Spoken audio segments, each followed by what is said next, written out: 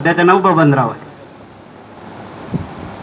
पण ज्यावेळेस पहिलीमध्ये आल्यानंतर जेव्हा तुकडींचा वर्ग होता, तुकडींचा वर्ग ज्यावेळेस झाला त्यावेळेस मला अ तुकडीमध्ये टाकण्यात आलं आणि अ तुकडीमध्ये मला जेव्हा चेहरे बघायला भेटले त्यावेळेस मला असं वाटलं की मी पहिली, दुसरी, तिसरी, चौथीमध्ये शिकत आहो.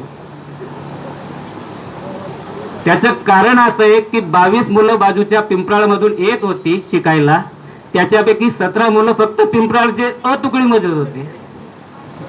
आणि एकदा आमच्या एस.टी. पाटील सरांनी एक विचारलं होतं 7वी मध्ये असताना, निलेश, 7वी मध्ये असताना सरांनी त्या गोष्टी आम्हाला आठवण आहे.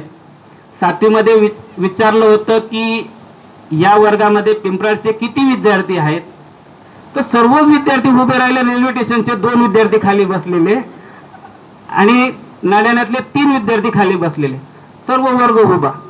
त्याच्यामधले 3 एक महिला मुली पण उभ्या. सर म्हणे हा वर्गाचं काहीच होऊ शकत नाही असे बोलले होते. आणि त्याचं एक जिवंत उदाहरण सांगतो. आजही कार्यक्रम झाला, आमचा वर्ग वंचितच राहिला.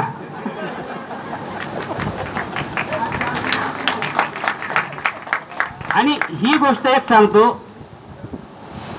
पण सरांनी जेवढी मेहनत, म्हणजे कदाचित आमच्या मनामध्ये 5वी ते 10वी पर्यंत असं वाटत होतं की आमच्या वर्गाकडे कोणी बघत नाहीये, पण बघता बघता आमच्या सर्व विद्यार्थ्यांनी जेव्हा अभ्यास करायला लागले, 10वीची स्टेप ओंडाळली आणि 12वीची स्टेप जेव्हा येते त्यावेळेस पूर्ण जीवनाला खऱ्या अर्थाने कोणत्या